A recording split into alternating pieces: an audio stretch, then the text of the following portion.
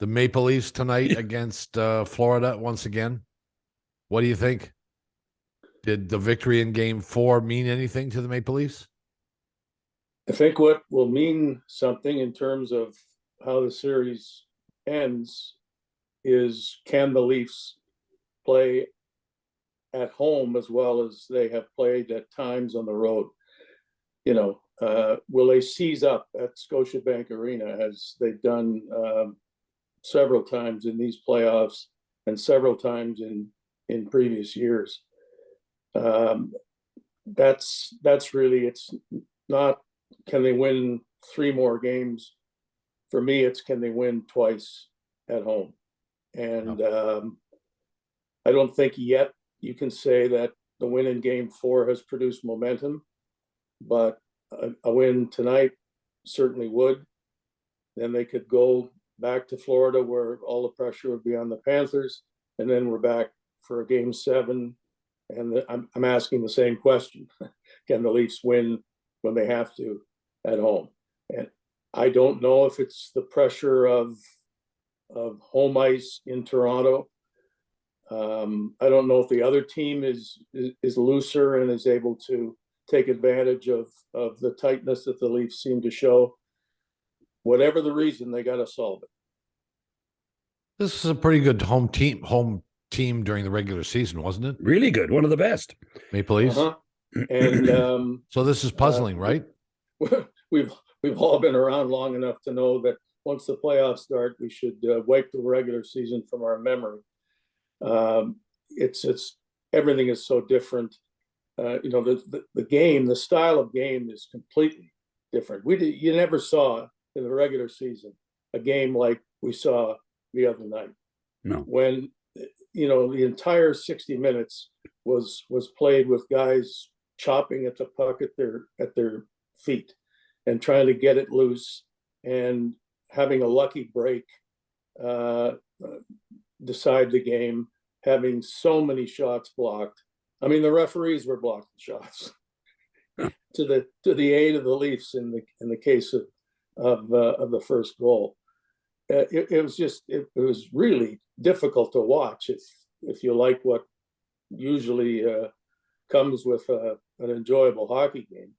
I know the Leaf fans liked the result, but boy, it was pretty ugly. And yet it was exactly what the Leafs had to do. They had to just check the Panthers into the ice and give them nothing. When they gave them something, they had to block those shots, and Joseph Woll had to make a few saves. And as I say, the Leafs had to get the break that they didn't get the game before, when they went to sleep and watched Florida make a nice play for an overtime winning goal. It's a tight series, and something like that is going to decide probably every game that remains. So no, I don't think anything that happened in the regular season matters anymore. But in many ways, David, Game 4 was the Maple Leafs played more like the Panthers, and the Panthers tried to be a little too fancy in playing like the Maple Leafs. Yeah, the Panthers get into their heads that if we take a shot, it's going to be blocked because so many were. So when they did have what I thought were scoring chances, if they shot the puck, they didn't. They tried to make one extra move, and when they shot the puck before that extra move, so often it was blocked.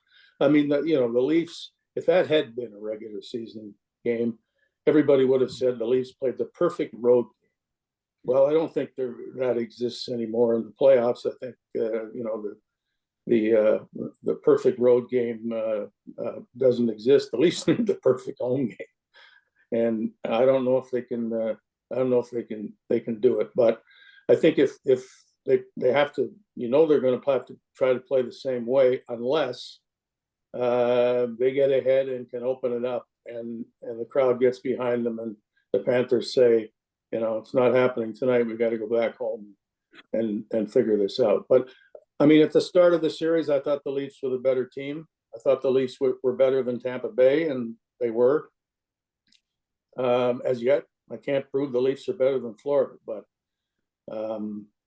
and that's to Florida's credit in many ways, but it's also due to the fact that the Leafs can't make home ice the advantage that it should be yet. Well, the Maple Leafs haven't played well in the playoffs, at all. My assessment is that they played better than Tampa in only one game, Mm-hmm. and that was game 2. And did they play better than Florida in this series, in any game in this series? Maybe the last one, because they won it. But even that one was pretty close. So you got what, 2 of 11 games the Maple Leafs have been the better team. That's stunningly bad, isn't it? Well, you're right about the 2 wins in Tampa in the first round, which produced quote unquote miracle finishes. The goal with a 6th attacker to force overtime, and then down 4-1 in the third period and come back and win that game. And until those third periods, the Leafs had been outplayed and weren't deserving of a victory, but they pulled out a win. And so, yeah, maybe they were fortunate to get through the first round, but they got through the first round.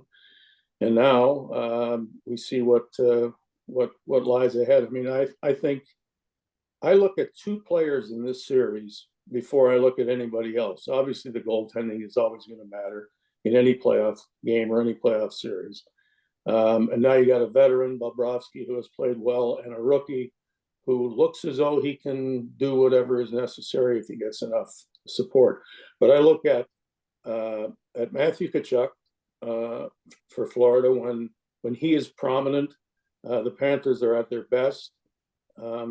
He didn't do much in game 4, and the Panthers suffered accordingly. And I think the Leafs' best player has been Morgan Rielly. When he's great, the Leafs are good. He and the rest of the defensemen are more important. I know everybody wants to talk about the core 4, but I think the defensemen, and there are 7 of them, the way Sheldon Keefe is using them, are the key to what happens with the Leafs. And Morgan Rielly is at the head of that, both with the puck and without it. And to me, the moment you said that, I have if you're a Leaf fan, you have to be concerned, because this is not a great defense. Beyond Rielly, I mean, TJ, okay, until the other night. yeah.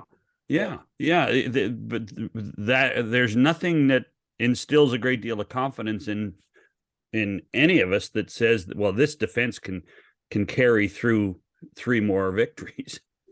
Yeah, well, this is either the good news or the bad news of that subject, John. But Luke Schenn has been a valuable addition, much more than anyone thought.